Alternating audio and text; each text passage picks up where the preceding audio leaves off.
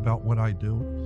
And I've been threatened by federal government. So I know what they can do, and I respect them because they will kill you. 48 years to learn this. Well, let me tell you some of the secrets that I've learned. One is that nothing in this world works the way you think it does. Nothing. Nothing that you understand about this world works the way you think it does. It doesn't. But when people start to listen to you, now that's different. Now we're talking politics. And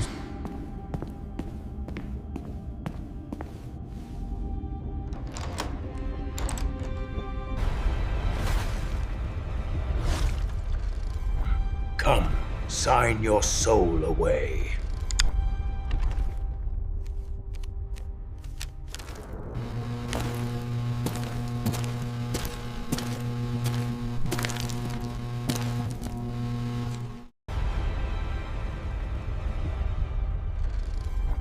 We can't let the people know! We can't let the people know!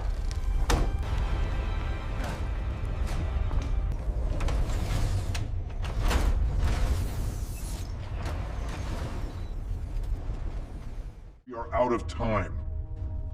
They don't even know it's coming. We are out of time. They don't even know it's coming.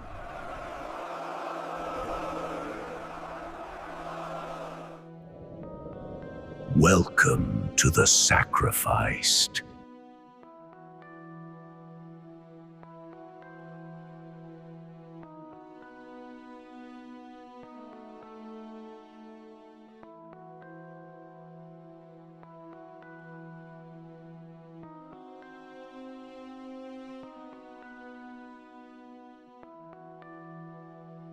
so as far as I'm concerned, and I've been told by FBI agents, I had an FBI agent call me in my office in Glendale and tell me, Jordan, we've been watching you for a long time. We know what you're doing.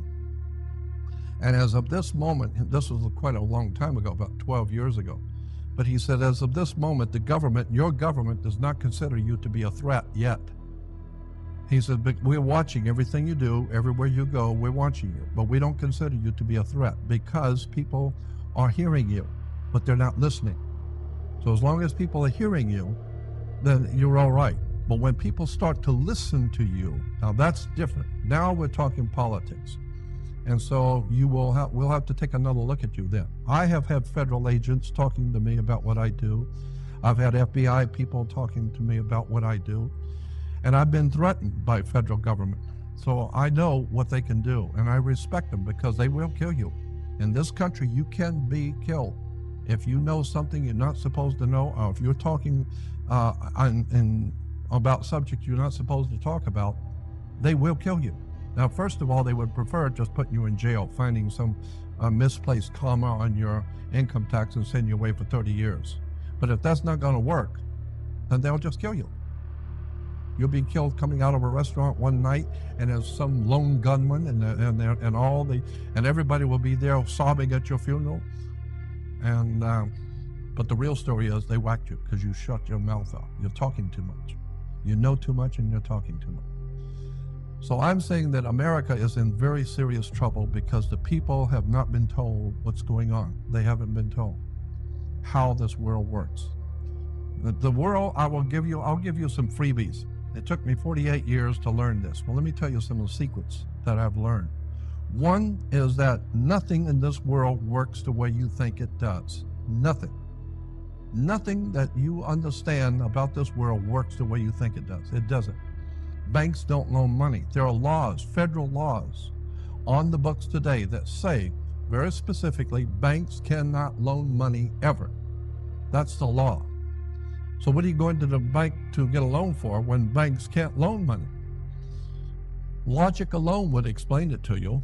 I'm not going to put $100,000 into a bank so that you can come in and borrow $100,000 for a new car on my money. No, thank you. You're not going to take my money to buy your car, and if you don't pay for it, I just lost $100,000. That's not the way it works. No, banks cannot loan money. So what happens is if you buy a new car, and say it's $40,000 car, every automobile or anything, house, motorcycle, doesn't matter what it is, must have an appraiser appraise that property or appraise that car And so whatever that car is worth, say that car is worth $40,000, the appraiser said. So when you take that, so that paperwork is called commercial paper, and that commercial paper represents $40,000 of a business. You take that commercial paper, and when you say you want to buy this car, the car agency will take that paper and give it to the bank. The bank then takes that commercial paper, which represents $40,000, and opens up a bank account in your name. And it will forge your name. It will forge your signature, because you can't open a bank account unless the person opening it signs it. So they will forge your name on a bank account, but they don't tell you that. Then they take the $40,000 commercial paper and deposit it in the account, the new account that they just opened for you. Because if you have a ring worth $40,000 and you get it appraised for 40, you can walk into the bank and tell the bank president, I want to deposit this ring, and here's the paperwork on it. It's worth $40,000. I want to deposit that in my account. And they will take the ring and they will then put $40,000 in your account. Now you've got 40 grand in your account to do it, but they got your ring and they know it's worth 40,000, so they're not worried. They just give you credit. Yeah, and so therefore, the bank never loaned you anything. They just took the commercial paper, put it into a bank account, and then they wrote a check on it, because after all, now you got $40,000 in the bank, so now they write a check on it and give it to you, and you give it to the car agency. So you've paid them. No, you didn't pay them anything. Nobody paid anybody anything. Let me explain something to you. Suppose you are a painter, and I hire you to paint my office. And you say that it will be $100, and I agree to that. After the job is over, as a contractor, the way commerce is operating in commerce, you come to me and you give me a bill for $100. I look at it, and I agree to this bill, so I owe you $100. So what you're doing is you're giving me $100. You're giving me a bill for $100. I reach in my pocket and I pull out a $100 bill, and I give you a $100 bill. So now I paid you. No, I gave you a bill for $100. It's called a $100 bill. And if the charge was $20, then you give me a bill for $20. I'll give you a $20 bill. So now you owe me $20. You owe me $100. Yeah, I didn't pay you nothing. I discharged the debt because I discharged it. I cut off the charge. Because now you owe me $100. I just gave you a bill for $100. It's called a $100 bill. And you think you got paid. No, it's a bill. You owe me. And since you owe me and I owe you, we're even. So that's why, that's why you don't own anything. Is it true he owns our IRS? Oh yeah, well, your body, your very body is a security on the New York Stock Exchange. Did you know that? Each one of you is worth over $6.5 million on the New York Stock Exchange right now. Let me show you something. You got a $1 bill? Give me a $1 bill. I want to show you something. Thank you. On the Social Security card, back in 1868, after the Civil War, a group of men got together and formed a corporation. Well, anybody can form a corporation. Anybody. So this group of guys got together, and they formed a corporation in Delaware. It's a Delaware corporation. And they called the corporation the United States Corporation. And it was stipulated that anybody who would work for that corporation would be referred to as a citizen. So it's a United States Corporation. And if you work for that corporation, you're a citizen. And so there today, when you walk in a bank or anywhere and they ask you, are you a U.S. citizen? You say yes. What you think they're asking you, are you lawfully in America to do business? They didn't ask you if you were lawfully in America, like an attorney. Listen to what they ask you. Because you're in court, be careful what you say before the judge when he says, are you a U.S. citizen? Because if you say yes, what you have said is that, yes, I am voluntarily, of my own volition, admitting that I am an employee of a foreign corporation called United States, which was incorporated as a Roman trust back in 1868, so that the United States is a privately owned company, like Ford Motor Company, General Motors. They're huge, they're big. Well, so is the U.S. government, but it's a privately owned corporation. And therefore, all corporations have to have a president. So they got a president. And corporate law says you have to have a vice president. So they got a vice president. And you also have to have a secretary treasurer. That's corporate law. So they got a secretary treasurer. It's a privately owned company, for God's sakes. It's like General Motors, Ford Motor Company, Sears, and the U.S. government. It's all corporate. It's a business. And consequently, your body is a security on the New York Stock Exchange because you're the security for what is referred to as the body social. That's why when you retire, you get Social Security because you are the security for the corporation. As long as you're doing your job and making money and paying them every year, you're good security. You know, you got money coming in. And so that's why you have to have a seat belt and the car, and you have to have insurance and a seat belt. Why? Because they love you and want to protect you? No, no, no. They own you. They own your body on the security on the New York Stock Exchange. So then, and so if you get in a wreck, now they got to pay you, for God's sakes. Now they got to take care of you. No, no, they want you to pay them, airhead, not them pay you. So they want you to protect yourself, and if you're going to be stupid and get in an accident, have insurance so the federal government will be paid for your stupidity of getting yourself in a wreck. So they get the insurance. So that's why you have to take care of yourself. I mean, once you understand how this works, well, anyway, this is a corporation. It's called United States Corporation. It's privately owned. So if you think for 1 minute, I'm going to go to Vietnam and fight for Ford Motor Company, you got another thing coming. No. For my country is a republic. Now that's different. But there's a world of difference between United States of America and United States. United States is a privately owned company. It's a corporation. The republic is different. It's a whole different world. So you need to understand how those different words are used. There's a world of difference between a trial by jury and a jury trial. Doesn't mean the same thing. There's a world of difference between California state and the state of California. Doesn't mean the same thing at all. So there's a world of difference between a lawyer and an attorney. Doesn't mean the same thing at all. You need to understand words. Study the world of occult terms and knowledge that attorneys and lawyers know that you don't know. Again, this is a corporation. It was founded in 1868 called the United States Corporation, privately owned. And if you're a member of that corporation, like any corporation, you're naturally going to have an ID card. So if you're walking around the plant, they will be able to tell you to actually work for Ford, and here's your code numbers. And so this is your certificate number in the corporation. But on the back, you will see a set of numbers on the back. On mine, it's red. And normally they're in red. Sometimes they're in black. Normally the numbers on the back are in red. Why? It doesn't matter what color it is, it's what it represents. It's in red because it represents your blood. These numbers are your body on the New York Stock Exchange.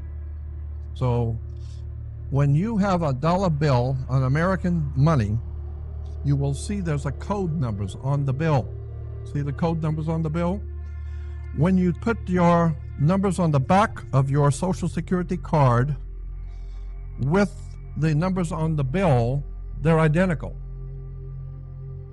So that your body is worth $6.5 million on the stock exchange, and it is the security for America's money. Your body is a security for the body social. That's why when you retire, you get Social Security. No, you are the security for the body of the corporation. And they're using your body on the New York Stock Exchange, and that's why this government has never cared about all the illegals coming in from Mexico, and they don't care about that at all. Why? Because the more the merrier. The more people that they get Social Security numbers on, that's $6.5 million more they just got. And so if they get 150,000 a day times 6.5 million every day, the government's making money off of people coming in. They couldn't care less where you come in. They want documented workers so they can document you to get the credit through the international banking cartels out of London to pay them for you, because your body is a security on the New York Stock Exchange. So that's why there's never going to be any, there will never be any stopping of the illegal, because look at, If the corporation called United States is a company, it's a corporation, and if you are doing something and making money, then and you are not paying them, they can put a lien on you. It's called a mechanic's lien. You know, if you have a painter and he paints your house and you don't pay him, you can put a mechanic's lien, meaning he goes to the bank and says, I'm putting a lien on this house because they owe me $6,000 and they won't pay me, which means you cannot do anything with that property until you pay him first. So if you want to sell the property first, but the first $6,000 goes to this man because he has a lien on you, because he did something for you and you didn't pay him. So therefore, if you're working in California, but you're not a U.S. citizen, you're not in the corporation, you become known as an alien, because they have now put a lien on you. You are now an alien. No, you're not an alien. They have put a lien on you. Words. It's magical, the way words are used. You go to court. Why do you go to court? You play tennis on a court. You play basketball on the court. How do you play tennis on a court? You play with a racket. Come on.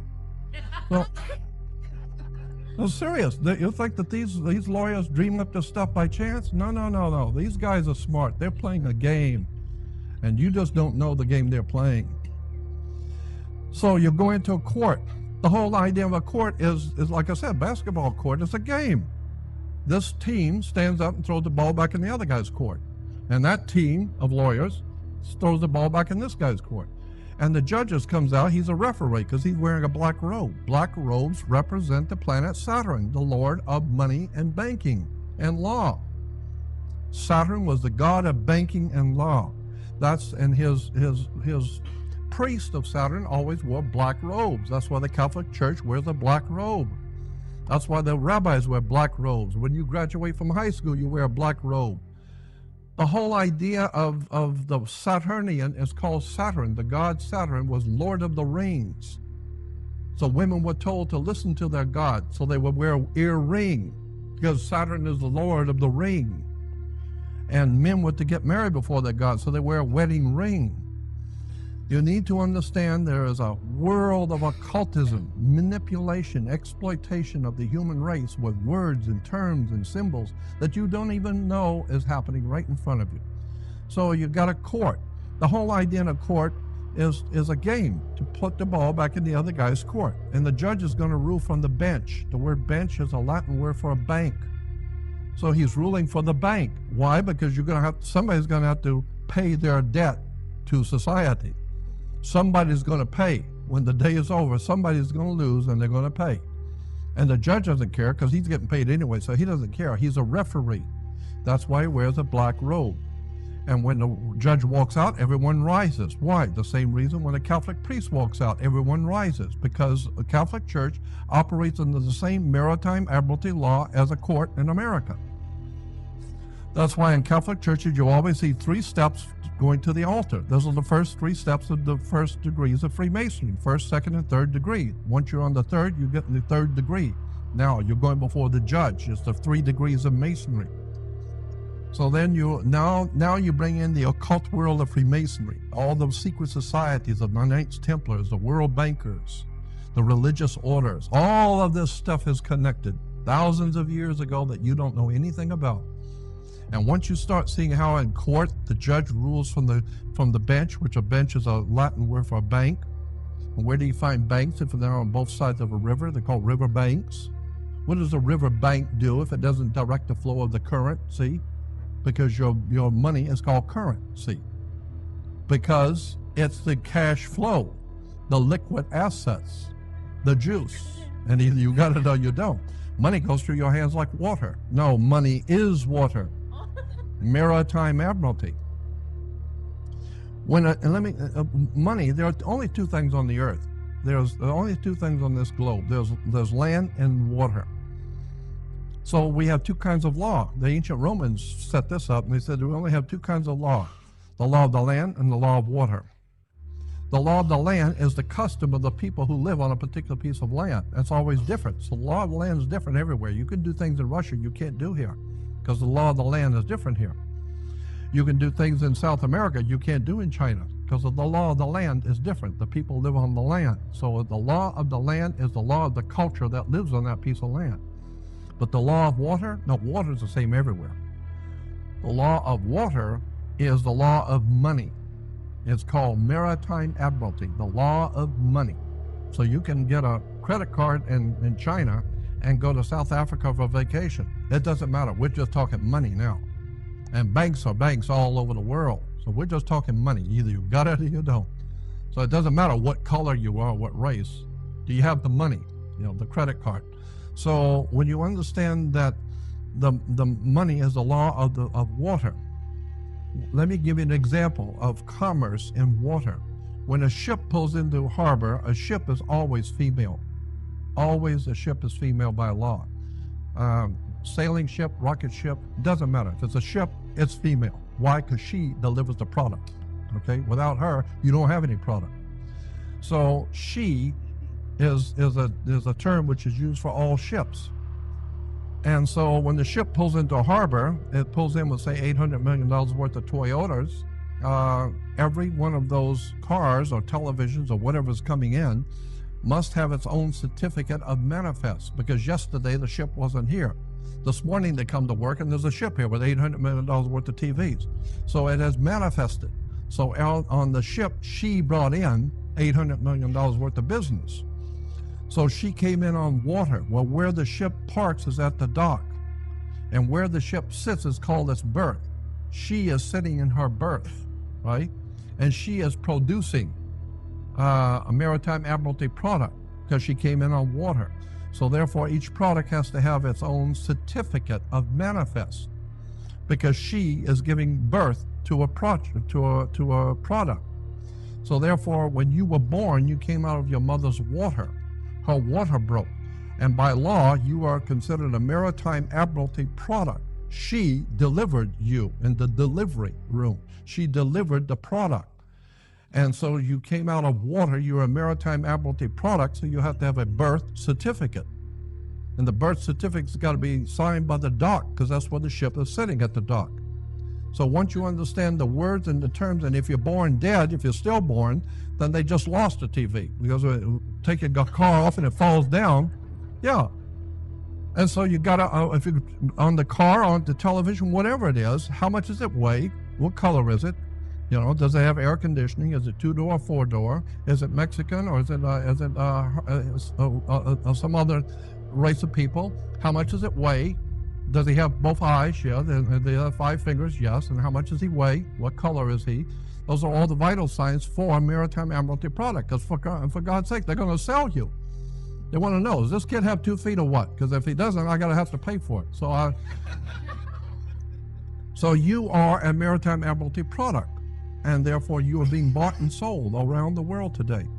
And if you could get your original birth certificate back, the original, not the certified copy, get the original one back, you will see on all birth certificates at the bottom, this is a security document, goes directly to the Department of Commerce.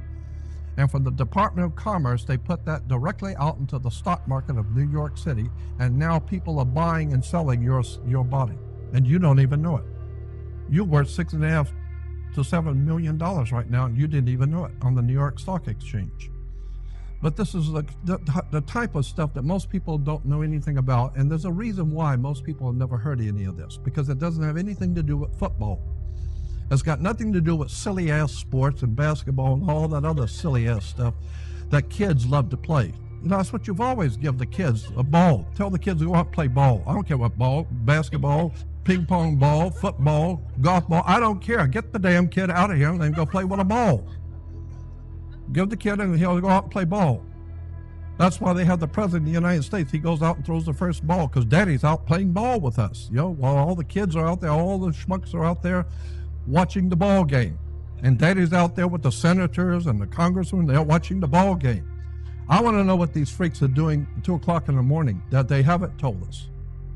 I want to know about their boyfriends and all the money that's changing hands and all the shit that's really going on. That's where the name of the tune is. When you find out that these guys who are running the planet are playing us for a bunch of fools. Let them go out and play ball. And send some movie stars, send some of them chumps that we own, send them out there and let them be on TV so you can see on the basketball games, they'll always show Jack Nicholson and some big movie stars at the ball game.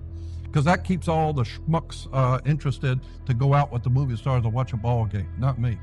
I'm not going to any ball game. I'm going to an education at UCLA. I want to know who's running this country, how it works, who set up our government, who gave us our religions, where these religions come from. The whole idea of Christianity is nothing more than sun worship. I mean, the sun is our risen Savior. Of course the sun is your risen Savior. God's sun is our, you don't own the sun. Africa doesn't own the sun. So who owns the sun? Well, obviously God owns the sun. Well, then it's God's sun. And God's sun is the light of the world. Of course the sun's the light of the world. What the hell else lights the earth if it isn't the sun? So God's sun lights the world. He's the light of the world. He's our risen Savior. Of course it's your risen Savior. If it doesn't rise, you're dead in 6 weeks. So wait till it don't come up, and you'll see it is your Savior. And the sun, the Egyptians said the sun gives off energy, and energy is life. That's why you have the life of a battery. When the battery goes dead, no energy. So the Egyptians said the sun is pure energy, and it's giving its energy so that we might live. So God's sun is giving his life that you might live. Of course the sun's giving its life. It's giving its energy so that you can grow and the plants can grow. And once you begin to understand religion, where it comes from, the whole story of Jesus is nothing more than a metaphor. There was no Jesus, there was no Abraham, no Isaac, no Jacob, there was no Moses, no King Solomon. None of those people in the Bible ever lived. These are metaphors for something far deeper that the ancient writers were trying to tell you in a metaphor. There's a symbolic story. And if you don't get the symbolism, you will go for your whole life in trouble because you didn't know how to read the symbols. You don't know what's really going on behind the scenes. You drive down through Los Angeles and see all the spray painting on walls. You think it's a bunch of kids destroying property. No, no, no. Those symbols mean something. And if you don't know what they mean, you better stay out of the territory because they're telling you. If you come in here as a different particular race, that symbols mean we're going to kill you. And so if you're going on a bicycle ride in China, you better learn the Chinese symbols because you're going to get killed if you don't know how to read the symbols. And that's what most people don't know anything about, how this world really, in fact, works. But once you figure out how the courts work, education works. Education is nothing more than a 12-step program. Let me give you an example. In the ancient Egyptian religion, one of the many different religions in Egypt, the ancient Egyptian religion of Horus. Horus was the sun in its rising. He was a god, God the sun. And Horus was spelled H-O-R-U-S. And Horus walked across the sky in 12 steps. It was a 12-step program. That's why alcoholics have a 12-step program. You have a 12-step program. You go to first grade to the 12. It's a 12-step program. Then you graduate, which is 2 words, gradually indoctrinate. You put them together, it becomes graduate. So for the 12-step program, they have finally taught you what to kiss and when, and how to get and how to get a job, and who to bow down to, and all that. So they've taught you now, and now you can go out and get a job. It's the 12-step program, 1st to the 12th grade. What is that based on? Horus. Horus was our god, the sun god in Egypt. He walked across the sky in 12 steps.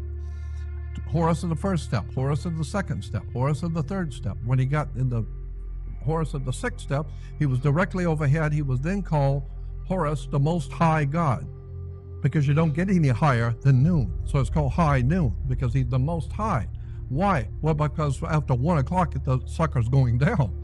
So he was the Most High at 12 noon. And so Horus walks across his 12 steps. So we say the same thing today. Same thing. We have 12 Horuses. But instead of H-O-R-U-S, we make it H-O-U-R-S. Becomes hours, changing the U and the R.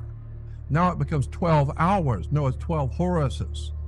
And Horus represents light. The sun represents light. Light in Latin is Lucius. Lucius, when personified as a god, becomes Luke. And this is why you have Luke Skywalker. And he walks across the sky and meets his evil brother, Darth Vader, or in the Egyptian religion, Set. He was the god of darkness. The prince of darkness was Set. Why? Because it got dark at sunset. So the whole idea is that it's the whole world that we live in is based on Egypt, Mesopotamia, ancient Greece, ancient Rome. All of the stuff that we live in this world is based on ancient religions and cults and secret societies and Masonic orders, and the people of this world have no idea in the world what's going on. I've spent 48 years studying occultism, mysticism, words, terms, legal terms, government, international banking, theology, religions. I'm telling you, there's a world of knowledge you have never been told. That's been right there for you, but it just never occurred to anyone to sit down for 48 years and study this stuff in the dark. I mean, I have a high respect for all religions, for all belief systems, but I'm telling you, it needs to be based on wisdom and knowledge. Let me give you an example in the Old Testament. In Arabia, looking east, there's a huge mountain range in Arabia, very high mountain ranges in Arabia, in the middle of Arabia. And so the Arabian people on this side, looking east, every night the moon would come out of the mountain. The moon would rise in the east, and it comes up behind the mountains. So the ancient Arabians, talking about thousands of years ago, they believed the moon was a god. It was a moon god. And obviously he lived in a mountain. That's obvious because every night he comes up from the mountain. So he lived in a mountain, and his name, the name of the moon god in Arabia, was Sin, S-I-N, Sin. And a mountain in the ancient Arabic, a very ancient language, was Ai. It's translated Ai. Ai is a mountain in the ancient language. So the god Sin lived in his mountain, Ai. You put them together, it becomes cyanide. No, there was no cyanide. There's a god Sin in the mountain called Ai. Airhead, wake up. It's just the worship of the moon god.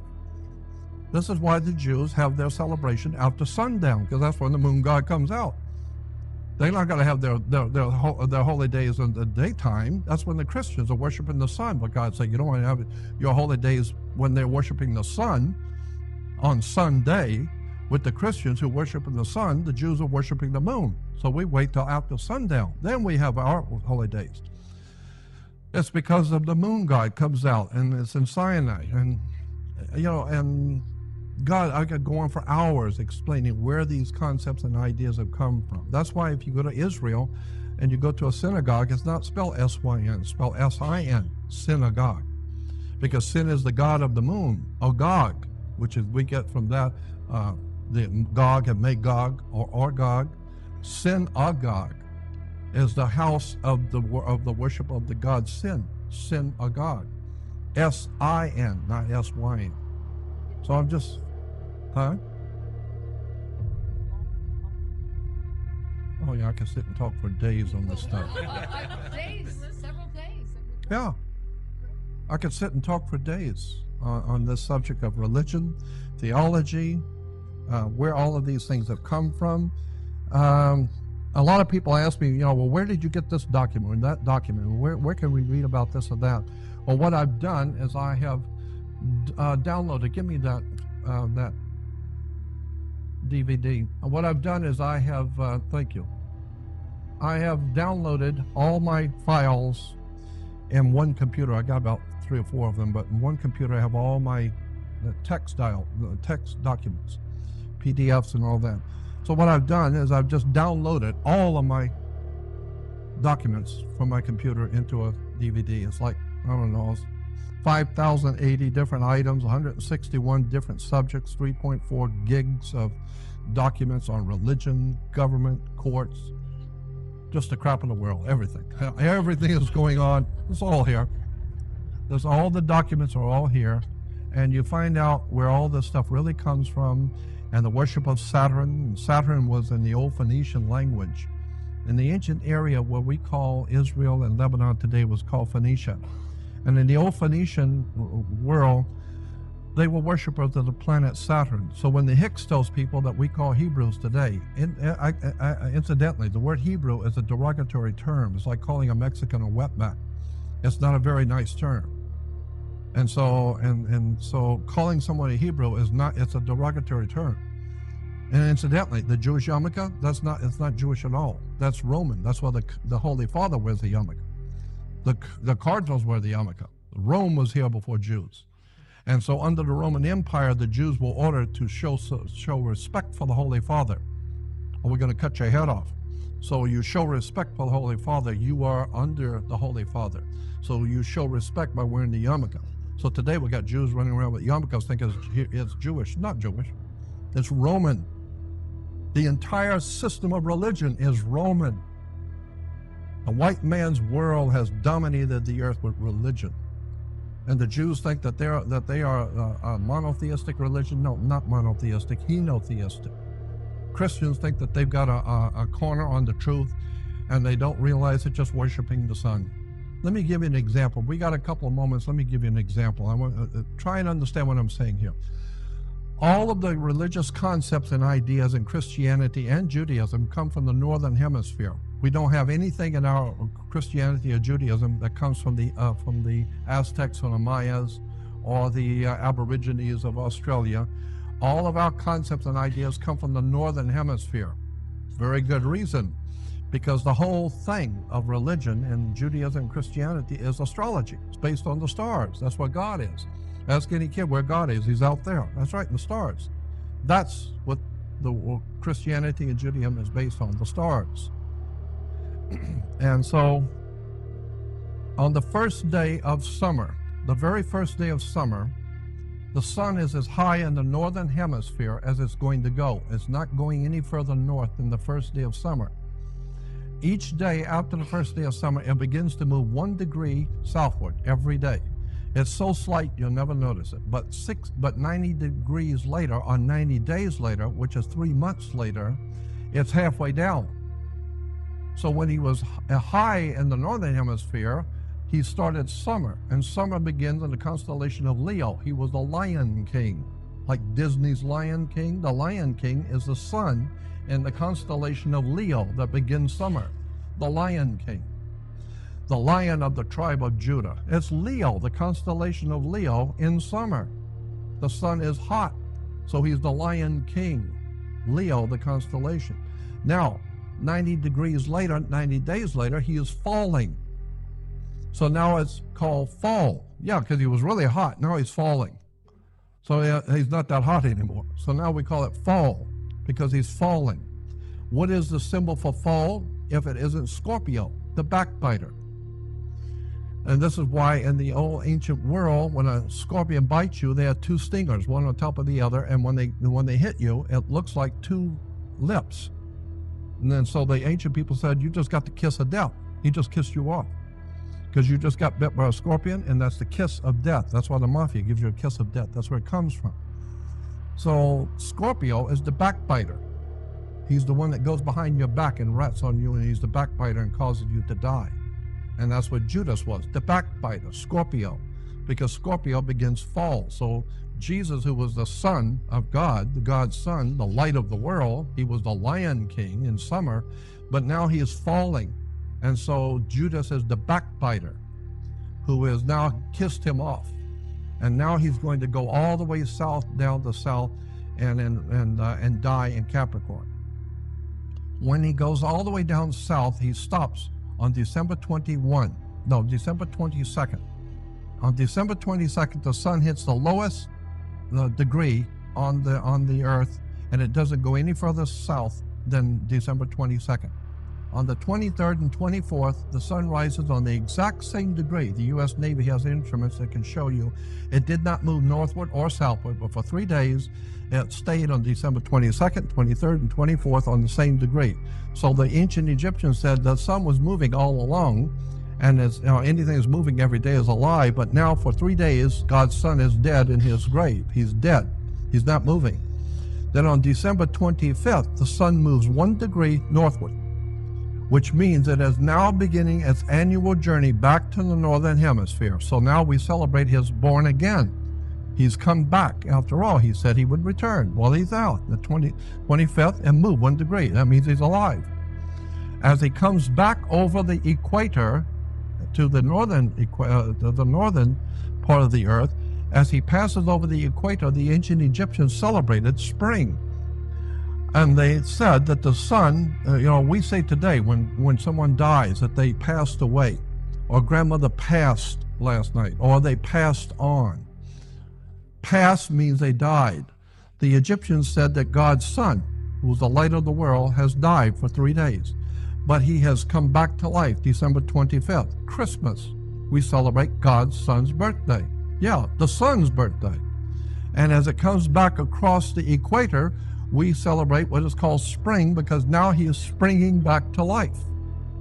And so as it passes over the equator, the ancient Egyptians celebrated something called the Passover, because in the first week of spring, it passes over the equator. So it became known as the Passover.